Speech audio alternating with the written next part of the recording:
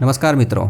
अभी कुछ दिनों पहले XRP क्रिप्टो करेंसी से जुड़ी हुई एक अति महत्वपूर्ण घटना हुई। XRP को बनाने वाली अमेरिका की रिपल लैब्स और SEC यानी securities and exchange commission agency दोनों को लेकर एक बड़ी खबर आई थी। ये खबर SEC और रिपल लैब्स के बीच चल रहे एक बड़े कानूनी झगड़े के खत्म होने की है। ये झगड़ा XRP क्रिप्टो करेंसी को लेकर था और अब दोनों पक्षों ने इसे खत्म करने का फैसला कर लिया है।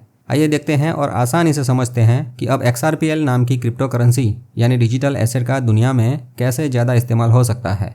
अमेरिका की कोर्ट की ये ऑफिशियल वेबसाइट है जिसमें रिपल का केस नंबर एंटर करेंगे तो पूरी डिटेल ओपन होगी।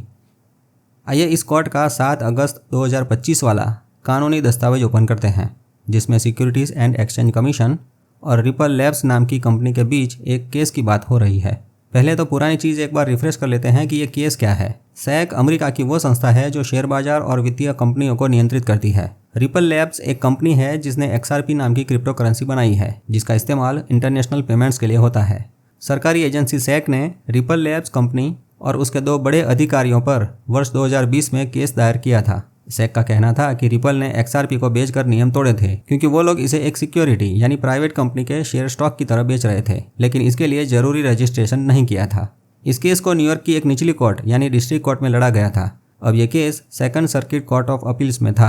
निचली डिस्ट्रिक्ट कोर्ट में जुलाई 2023 में कोर्ट ने फैसला दिया था कि पब्लिक एक्सचेंज पर XRP की जो बिक्री हुई थी उसको सिक्योरिटी नहीं कहा जा सकता, यानी पब्लिक क्रिप्टो एक्सचेंज पर आम लोगों को जो XRP बेचा गया था वो कानूनी तौर से सही था, लेकिन बड़े फंड्स और कंपनियों को सीधे XRP बेचना संस्थागत निवेशकों को XRP की बिक्री को एक सिक्योरिटी गिना जाएगा और इसके लिए रिपल ने नियम तोड़े थे। जज ने रिपल को $125 मिलियन का जुर्माना देने को कहा था, जो SEC की शुरुआती मांग $2 बिलियन से बहुत कम था। सरकारी एजेंसी SEC ने कहा था कि जुर्माना $2 बिलियन होना चाहिए, इसलिए SEC को कोर्ट का ये फैसला पूरी तरह पसंद नहीं आया था। SEC ने कहा कि निचली कोर्ट का फैसला पूरी तरह सही नहीं है, इसलिए SEC ने अक्टूबर 2023 में अपील की थी। उधर रिपल ने भी जवाब में एक क्रॉस अपील दायर की थी। लगभग 2 साल बाद अप्रैल 2025 में SEC और रिपल ने साथ मिलकर कोर्ट से अपील प्रक्रिया को रोकने की मांग की थी क्योंकि वो समझौता करना चाहते थे। मई 2025 में दोनों ने जुर्माने को कम करने की कोशिश की, लेकिन जज साहब ने इसे खारिज कर दिया और कहा कि रिपल को सिक्योरिटी कानूनों का पालन करना होगा। अब चूंकि अमेरिका की ट्रम्प सरकार क्रिप्टो फ्रेंडली है तो सरकारी एजेंसी SEC ने कई क्रिप्टो कंपनियों के खिलाफ जो भी केसेस किए थे वो सब वापस ले लिए हैं। उनमें से एक केस ये रिपल वाला केस भी शामिल है।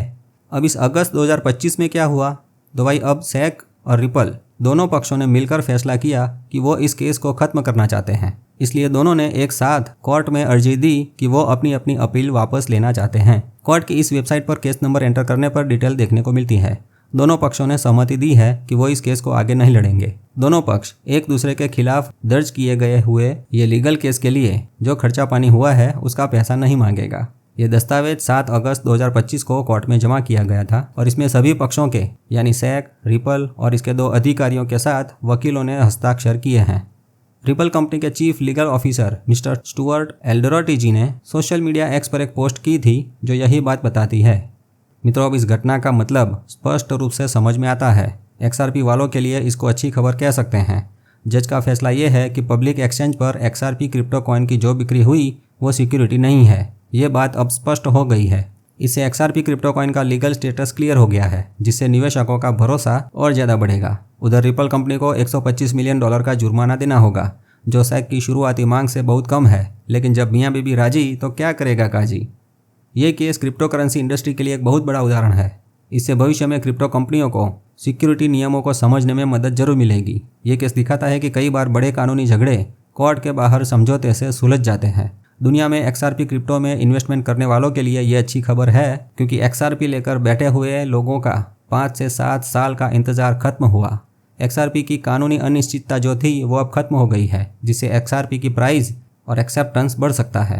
XRP और रिपल की मार्केट में स्थिति मजबूत हो सकती है। अब बैंकों और निवेशकों के लिए XRP में निवेश करना आसान और सुरक्षित हो सकता है। साथ ही भविष्य में अब XRP ETF की मंजूरी की संभावना और भी बढ़ गई है क्योंकि अब XRP की कानूनी स्थिति जो साफ है। मेटा मित्र के पिछले वीडियो में जैसे कि आपने देखा होगा, लिस्ट में ये सभी कंपनियों ने XRP ETF के लिए आवेदन किया था। SEC इसकी समीक्षा कर रहा है और फैसला अक्टूबर 2025 तक आने की उम्मीद रख सकते हैं। वो सभी XRP ETF को मंजूरी मिल सकती है। XRP ETF मंजूर हुआ तो दुनिया के सामान्य लोग भी अपने स्टॉक मार्केट के जरिए XRP को खरीद सकेंगे। अमेरिका के अलावा जापान की बात करें तो जापान में भी बिटकॉइन और XRP का ETF लॉन्च होने की संभावना प्रबल है। आइए अब कुछ और इंटरेस्टिंग चीज़ जानते हैं।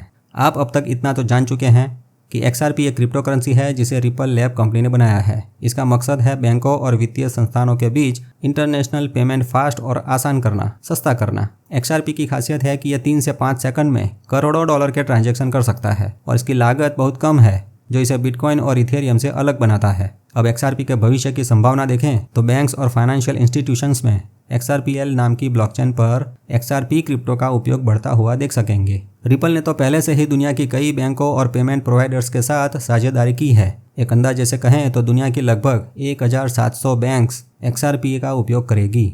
अगर और ज़्यादा बैंक्स XRP को अपनाती है तो XRP क्रिप्टो कॉइन की मांग बढ़ सकती है। कुछ विशेषज्ञों का मानना है कि अगर XRP को दुनिया में बड़े पैमाने पर अपनाया जाता है और XRP के ETF लॉन्च होते हैं तो बड़े बड़े इन्वेस्टर्स इसमें पैसा लगाएंगे। अगर ऐसा हुआ तो XRP की प्राइस $5 से $25 तक देखने को मिल सकती है। उधर रिपल कंपनी भी नई प्रोडक्ट्स और टेक्नोलॉजी को आगे बढ़ा रही है। रिपल का RLUSD नाम का स्टेबल कॉइन और XRP लेजर नाम की ब्लॉकचेन का उपयोग बढ़ रहा है। हाल ही में रिपल ने रेल फाइनेंस के साथ पार्टनरशिप की है, उसको खरीदने का प्लान बनाया है। रेल फाइनेंस के को-फाउंडर साहब ने पोस्ट करके इस बात की पुष्टि की है कि रिपल कंपनी रेल कंपनी को खरीदने का एग्रीमेंट कर चुकी है।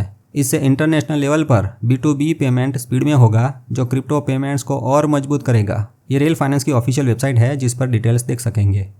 इसके अलावा रिपल वालों ने एपेक्स नाम की एक इवेंट का आयोजन किया था। उससे उम्मीद है कि नई पार्टनरशिप और नए प्रोडक्ट्स देखने को मिल सकते हैं। रिपल द्वारा आयोजित हैकेथॉन में ये 4 ऐप्स विनर हुई थी। इसके लॉन्च होने के बाद XRP कॉइन का उपयोग बढ़ेगा, जिससे XRP की कीमत को ऊपर उठाने में मदद मिलेगी। फिर भी मित्रों, जोखिम तो है क्योंकि ये क्रिप्टो है। XRP की कीमत में वॉलेटिलिटी देखने को मिलती है और प्राइस में उतार चढ़ाव ज़्यादा रहता है। अगर बाजार में मांग कम हुई या कोई रेगुलेटरी समस्याएं आई तो कीमत फिर से गिर सकती है। XRP की डिमांड मुख्य रूप से क्रॉस बॉर्डर ट्रांजैक्शन पर निर्भर करती है, जो वैश्विक अर्थव्यवस्था पर असर डाल सकती है। ध्यान रहे, हम किसी भी क्रिप्टो को खरीदने या बेचने की सलाह नहीं देते। अपना रिसर्च खुद करें। लास्ट में एक और सबसे महत्वपूर्ण न्यूज़ ये है कि रिपल कंपनी ने बैंक बनने के लिए अमेरिका में आवेदन कर दिया है। जी हाँ, ये देखिए अमेरिकी सरकार की ऑफिशियल वेबसाइट, जिस पर रिपल कंपनी की एक एप्लीकेशन देख सकते हैं। रिपल नेशनल ट्रस्ट बैंक के नाम से एक बैंक ओपन करने के लिए आवेदन किया गया है। कुछ लोगों का मानना है कि नवंबर तक रिपल नेशनल ट्रस्ट बैंक को मंजूरी मिल जाएगी। इस नई बैंक को अमेरिकी सरकार से फेड मास्टर अकाउंट भी दिया जाएगा, मतलब वहाँ की रिजर्व बैंक जैसा मास्टर अकाउंट। भाई, इस रिपल नेशनल ट्रस्ट बैंक को रेगुलेटरी अप्रूवल मिला तो ये एक ज़बरदस्त मिसाल कायम करेगा। XRP crypto coin US financial system में पूरी तरह से समाहित हो जाएगा। लगता है अमेरिका वास्तव में यही चाहता है। रिपल की यह फाइलिंग के बाद XRP की कीमत, वॉल्यूम और ओपन इंटरेस्ट में एक उछाल देखने को मिला है और JP मॉर्गन और बैंक ऑफ अमेरिका जैसे दिग्गज शेयरों के आने से तेजी का माहौल है। सभी लोग रेगुलेटरी अप्रूवल का इंतजार कर रहे हैं। अप्रूवल मिलने के बाद XRP की ऑन चेन एक्टिविटी बढ़ेगी। FDIC, इंश्योर्ड बैंकिंग और फेडरल रिजर्व तक सीधी पहुंच होने से XRP ग्लोबल सेटलमेंट के लिए मजबूत आधार बन जाएगा।